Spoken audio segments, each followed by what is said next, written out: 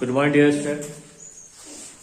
तो आज हम लोग जो है क्लास 10 में इसके पहले law of combination of resistance पढ़ चुके हैं, उसका राइट प्रिंसिपल्स देखा जा चुका और आज की क्लास में क्लास 10 की फिजिक्स की हम टॉपिक आज पढ़ने जा रहे हैं advantage and disadvantage of parallel and series combination of the resistance. इसमें हम जानकारी करेंगे किस कॉम्बिनेशन में हमारा जो कॉम्बिनेशन ऑफ रेजिस्टेंस जो है ज्यादा बेहतर होता है, पैरेलल में होता है किस सीरीज में होता है और क्यों ऐसा होता है, किन कारणों से जब पैरेलल में डालते हैं तो उस समय हमारा ओवरऑल जो है बेहतर आपका कॉम्बिनेशन मिल जाता है, सीरीज में कम होता है।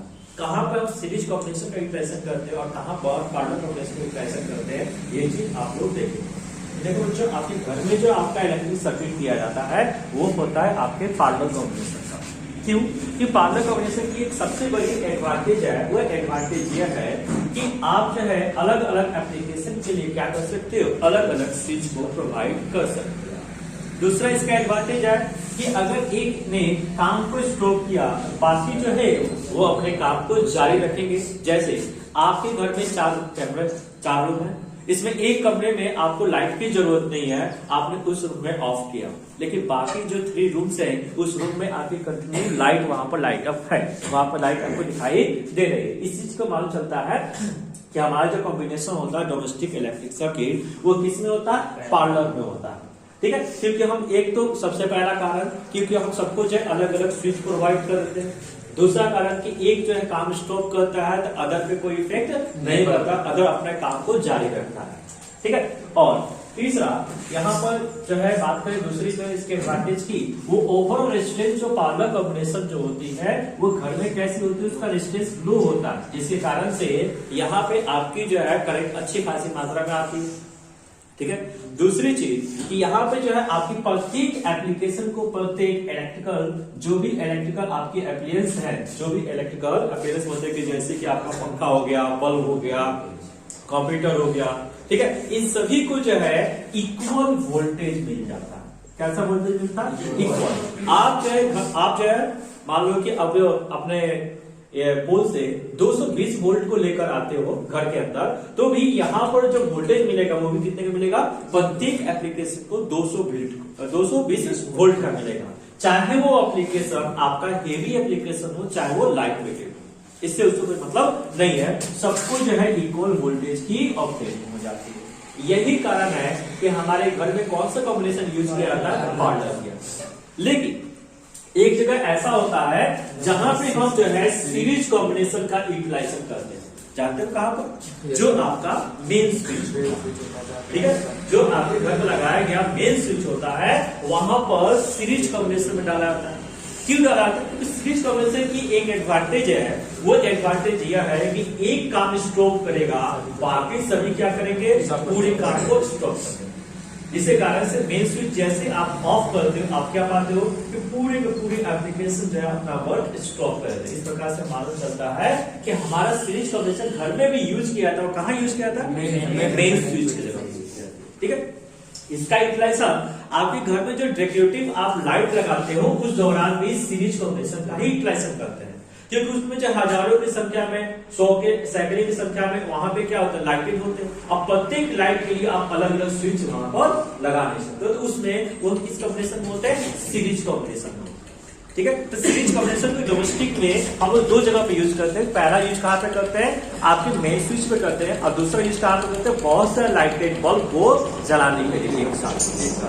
ठीक है, जैसे दिवाली आती है तो दिवाली के दौरान आप लोग देखते हैं कि बहुत सारी आपकी छोटी छोटी लाइट, जो चाइना आपकी लाइट आती है उसको आप जलाते हैं, तो किस कॉम्बिनेशन है, सीरीज कॉम्बिनेशन। उनका इंड टू इंड एक दूसरे के साथ कनेक्टेड रहता है, तो इंड टू इंड कनेक्शन वाले किसको कहते हैं, पैरेलल सीरीज कॉम्बिनेशन कहते हैं। ठीक है, उससे पैरेलल कॉम्बिनेशन, हाँ, एक ने स्टॉप कर दिया सीरीज कॉम्बिनेशन में, एक ने काम स्टॉप किया तो बाकी सब स्टॉप कर दिया। ठीक है, तो उसमें जो है आपको जो है सीरीज कॉम्बिनेशन का यूटिलाइजेशन कहाँ किया जाता है, तो आपकी जो डेकोरेटिव लाइट में किया जाता है, घर में यूज नहीं किया जाता। ठीक है, कि घर में आप इसका यूटिलाइजेशन कर लेंगे तो मान लो किसी कमरे का एक आपका बल्ब फ्यूज कर गया, तो बाकी को पूरे जो है घर में आपका बल्ब क्या कर जाएगा, नहीं फ्यूज नहीं करेगा, अपना वर्क स्टॉप कर देगा। यही कारण है कि उसको जो सीरीज कॉम्बिनेशन का यूटिलाइजेशन कहाँ नहीं करते हैं, घर में, लेकिन करते कहाँ पर, मेन स्विच पर करते हैं। ठीक है, मान लो कोई घर में हादसा ही हो जाता, ठीक है, कहीं शॉर्ट सर्किटिंग हो जाए, ओवरलोडिंग हो जाती है, तो आप तुरंत जाते हैं और मेन स्विच को क्या करते हैं, ऑफ कर देते हैं। ऑफ करते क्या होता है, पूरा घर जो आपका वर्क करना आपका जो है स्टॉप करता है, एवरी इलेक्ट्रिकल एप्लीकेशन। इस प्रकार से घर में होने वाली जो भी डिजास्टर होती है वो थोड़ी सी कंट्रोल आ जाती है, कंट्रोल। ठीक है, तो इस प्रकार से हमें देखना है कि सीरीज कॉम्बिनेशन का कहाँ यूज करते हैं और पैरेलल कॉम्बिनेशन का कहाँ यूज करते हैं।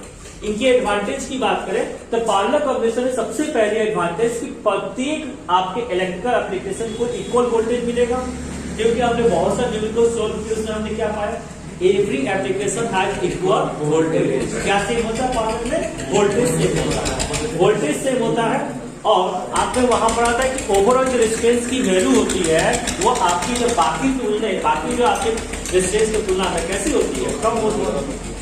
ठीक है, तीसरी चीज कि प्रत्येक एप्लीकेशन अलग अलग पॉइंट से जुड़े होते हैं, वो सभी एक ही लाइन में तो होते नहीं, अलग अलग पॉइंट में। जैसे कि पैरेलल कॉम्बिनेशन ये होता है,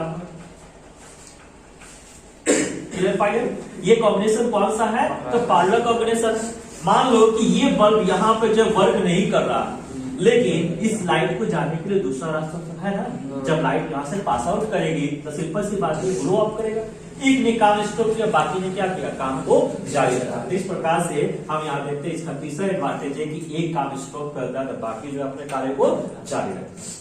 चौथी चीज कि हम अलग अलग स्विच लगा सकते हैं। मान लो कि हम इस बल्ब को नहीं जलाया तो हम स्विच यहाँ पर व्हाइट कर दिए, इस बल्ब को नहीं जलाते इस स्विच को हम यहाँ पर लगा दिए। ठीक है, जिसको ऑफ करेंगे वही ऑफ होगा, बाकी तो दूसरा रास्ता है, दूसरा उसके पाथ में तो बना होगा, सर्किट कंप्लीटेड है। और जब सर्किट कंप्लीट है तभी आपकी इलेक्ट्रिसिटी फ्लो करती है। इस प्रकार से हम सबको अलग अलग स्विच को प्रोवाइडिंग कर सकते हैं। यहाँ सीरीज कॉम्बिनेशन में अलग अलग जो भी एप्लियंस होते हैं इलेक्ट्रिकल एप्लियंस, उनको अलग अलग पोटेंशियल डिफरेंस मिलती है।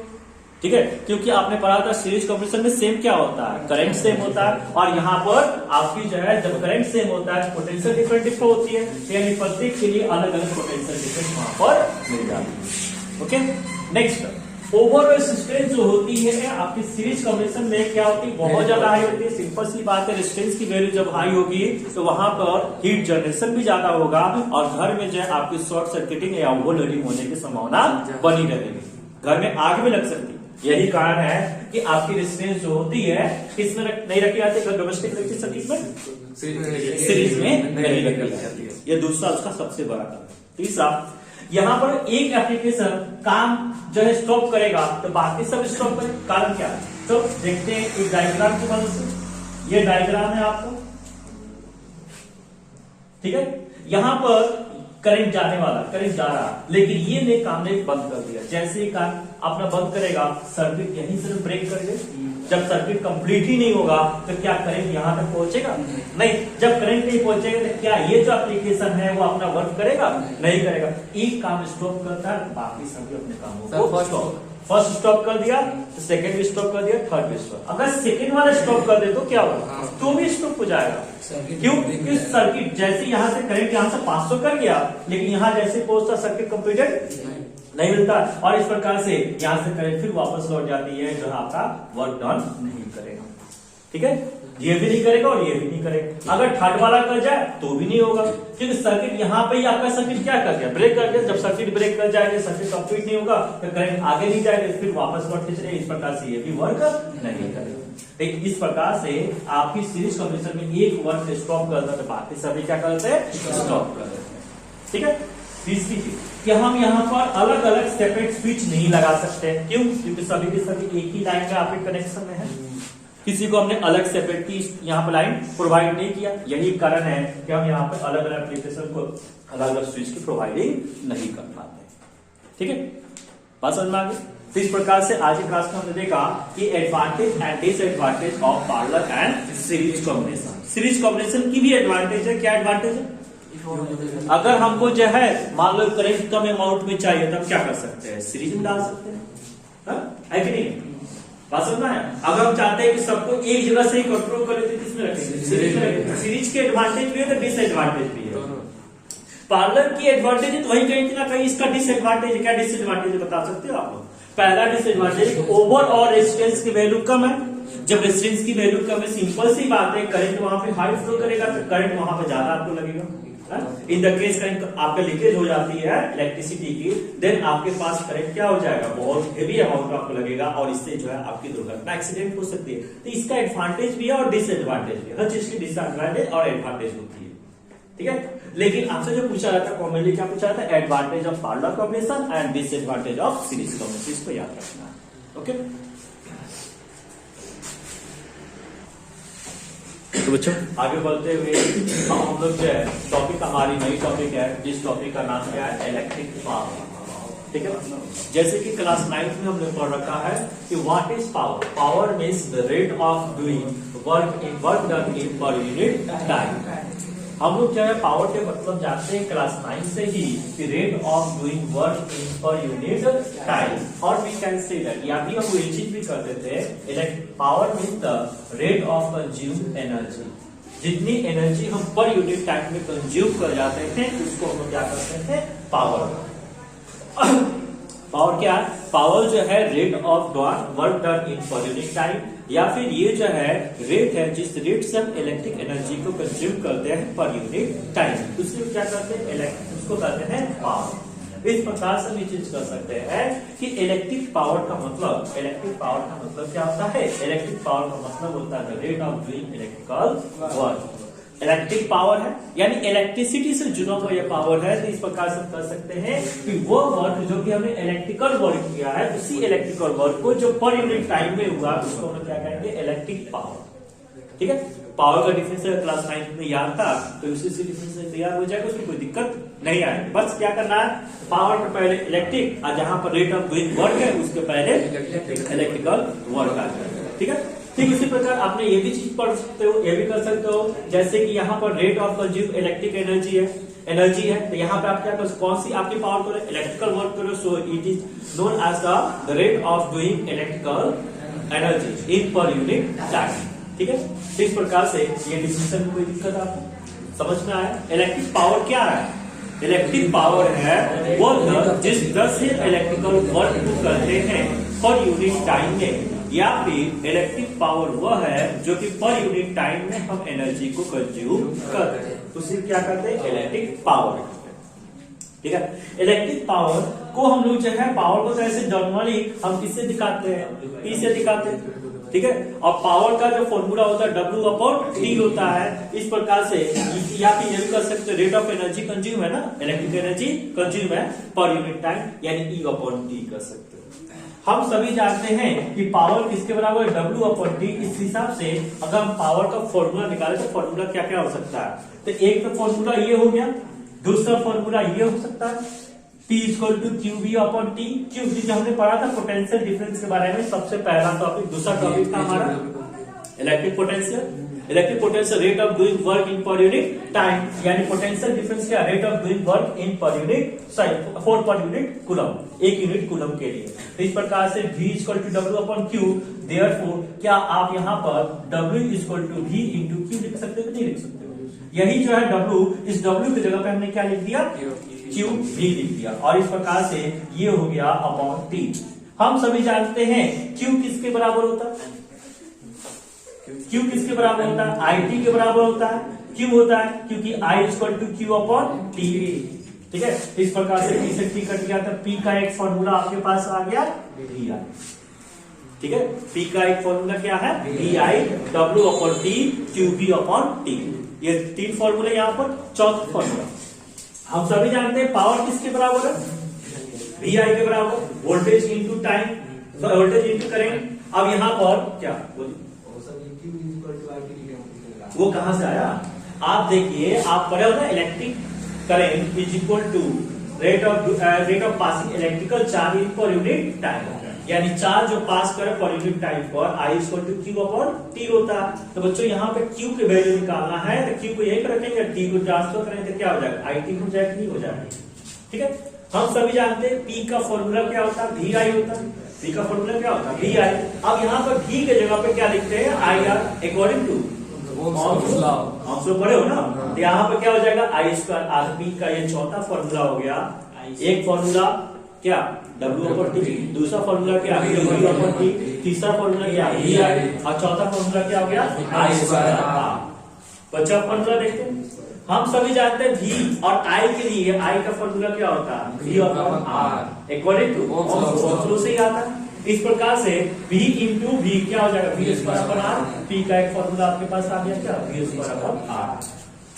एक चीज और यहाँ पे नोट करा लेते हैं, आप इसको ध्यान रखेंगे इस चीज को, यहाँ पर E equal to P into T होता है, energy equal to power into time होता है। कैसे होता है? क्योंकि हम जानते हैं power equal to energy upon time, so that energy equal to power into time. Any question?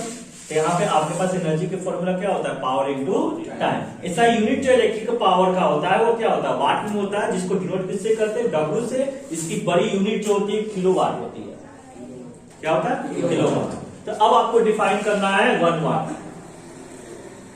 और यहां से आप समझ जाएंगे कि आपके घर में जो आपकी एलईडी बल्ब लगाई जाती है वो क्यों ज्यादा एफिशिएंट होती है, किसका तुलना में? जो आपकी येलो बल्ब है। 1 वाट क्या है? देखो, हमने तो आपको एक चीज पढ़ा रखा है ना, कौन बनेगा 1? याद करो, वो फॉर्मूला किसी भी तरह के डिफिनेशन को तैयार करने का हमारा तो फॉर्मूला क्या होता है? कौन बनेगा 1? जो डिनोमिनेटर अगर है तो वो हर समय बनेगा 1, और जो न्यूमरेटर जितना पूछा जाएगा उतना वाट बन जाएगा।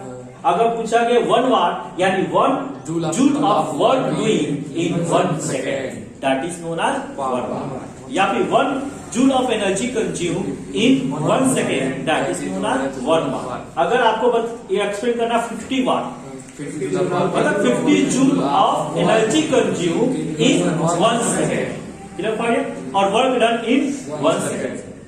तो आपके बताइए, आपके घर में जो येलो बल्ब होती है 110 वाट का आता है ना जी, हाँ, या 60 वाट ऐसे करके आता है। आपके घर में जो आपकी एलईडी बल्ब होती है 7 वाट की होती है, बहुत ज्यादा एफिशिएंट है। क्यों? कि 7 जो एनर्जी कंज्यूम कर रही है कितने सेकंड? 1 सेकंड में, और ये कितना एनर्जी कंज्यूम कर रही है? 110 जूल, है कि नहीं है? लगभग जो है ये 15 गुना ज्यादा आपकी एनर्जी कंज्यूम कर रही है। तो कौन ज्यादा एफिशिएंट है? कौन आप यूटिलाइज करना? क्योंकि इससे बिजली भी कम आएगी, बिजली का बिल भी कम आएगा, और आपको जो ज्यादा लोड भी नहीं पड़ेगा। इस प्रकार से हमारा जो एलईडी है वो ज्यादा बेहतर, ज्यादा एफिशिएंट किसका तुलना में? येलो बल्ब के तुलना में, जो कि फिलामेंट बल्ब का रहता है। ओके, क्लियर फाइड है? इस तरीके से आप एक्सप्लेन कर सकते हो 100 वाट को, 100 joule of work done in 1 second, या electrical energy consume in 1 second. Any question? चलिए, आज के लिए इतना ही। Thank you.